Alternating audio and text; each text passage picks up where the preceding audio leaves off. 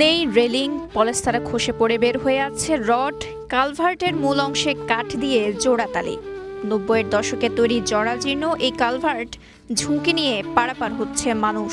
এই রাস্তা দিয়ে সবসময় দুর্ঘটনার সম্মুখীন হয় এখানে, আর রাত্রে তো চালানো যায় না। এখানে প্রায় ১৫-২০ হাজার লোক যাতায়াত করে এই ব্রিজে। এটা তো বছর খানিক আগে থেকে অনুপযোগী হয়েছে। এই খাদ দিয়ে আমি ব্রিজের উপরে আপ ডাউন করি। পার্বত্য জেলা খাগড়াছড়ির পানছড়ি উপজেলার সদর ইউনিয়নের প্রতিমা ছড়ার উপর নির্মিত এই কালভার্টটি সংস্কারের উদ্যোগ না নেওয়ায় প্রতিদিন ঝুঁকি নিয়ে যাতায়াত করছেন মানুষ।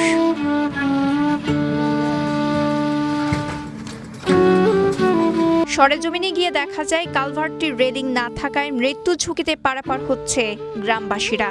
ভাঙা অংশে কাঠ দিয়ে কোনো রকমের জোড়া তালি দিয়ে চলছে চলাচল। এতে প্রায় ঘটছে ছোট বড় দুর্ঘটনা।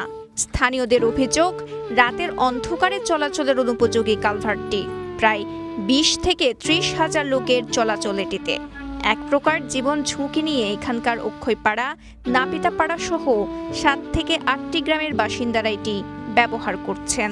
এই ব্রিজটার অনেক আমার কষ্ট হচ্ছে, ছেলে মেয়েদের সাথে আমার প্রচন্ড কষ্ট। ভাঙ্গা ব্রিজ, ছাত্র ছাত্রী অনেক মানুষ নিয়ে আপ ডাউন। এদিকে প্রতিদিন স্কুলগামী শিক্ষার্থীরাও চরম ঝুঁকি নিয়ে কালভার্টটিতে যাতায়াত করে। এতে ঘটতে পারে প্রাণহানির মতো দুর্ঘটনা। তাই ঝুঁকিপূর্ণ কালভার্টটি দ্রুত সংস্কারের দাবি স্থানীয়দের। আমাদের ব্রিজটা ভাঙা, আমাদের হাতে কষ্ট হয়, গাড়ি আসতে পারে না এই ব্রিজে। ব্রিজটা ঠিক করার জন্য আমরা প্রশাসনের কাছে অনুরোধ জানাচ্ছি। ভাঙা ব্রিজ, স্কুলে আসা যাওয়ার ভয় লাগে। জীবনের সব আয়োজন এখানে একসাথে। চালকদের অভিযোগ, ভারী মালামাল নিয়ে পারাপারের অনুপযোগী হয়ে পড়েছে জনগুরুত্বপূর্ণ এই কালভার্ট। আগে যাত্রী নামিয়ে গাড়ি পার করেন তারা। ৮টি এলাকার মানুষ খুবই ব্রিজটা নিয়ে কষ্ট পাচ্ছে। এই ব্রিজটার উপর থেকে অনেক দেখা যাচ্ছে স্কুলের ছাত্রীরা সন্ধ্যার পরে পড়ে গেছে। আমাদের থেকেও ভয় লাগে যে ব্রিজের কাছে এসে ড্রাইভারে কি করতে হয়, কাঁধে নিতে হয়, কাঁধে নিয়ে মালগুলো পারে নিয়ে রাখার পরে খালি গাড়িটা পার করতে হয়। আপনার এই ব্রিজটা দ্রুতভাবে মেরামত করার জন্য এবং কি পুনরায় আরেকটা ব্রিজ তৈরি করার জন্য সরকারের কাছে আমি আবেদন জানাচ্ছি। ভাঙাচোরা এই কালভার্ট ব্যবহার করেন হাজার হাজার মানুষ।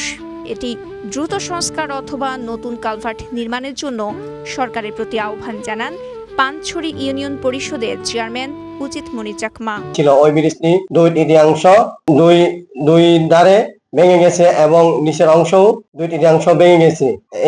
এই ব্রিজ দিয়ে শত শত মানুষের চলাচল এবং ওই এলাকার প্রায় ৮-১০ হাজার লোকের বসবাস। তাই এই ব্রিজটি দ্রুত গতিতে সংস্কার অথবা নতুন ভাবে নির্মাণ করার জন্য প্রশাসনের সুদৃষ্টি কামনা করছি। পানছড়ির গোলক প্রতিমা ছড়ার এই জরাজীর্ণ কালভার্ট যেন গ্রামবাসীর প্রতিদিনের আতঙ্ক।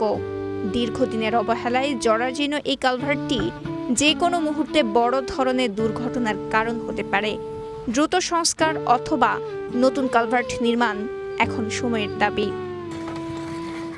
খাগড়াছড়ির পানছড়ি উপজেলা থেকে শাহজাহান কবি সাজুর পাঠানো তথ্যচিত্রে সাফা মারওয়া, কালের কণ্ঠ।